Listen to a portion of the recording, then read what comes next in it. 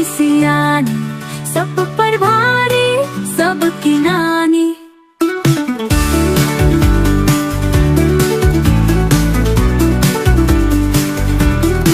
चिड़िया रानी बड़ी सियानी, सब पर भारी, सबकी नानी।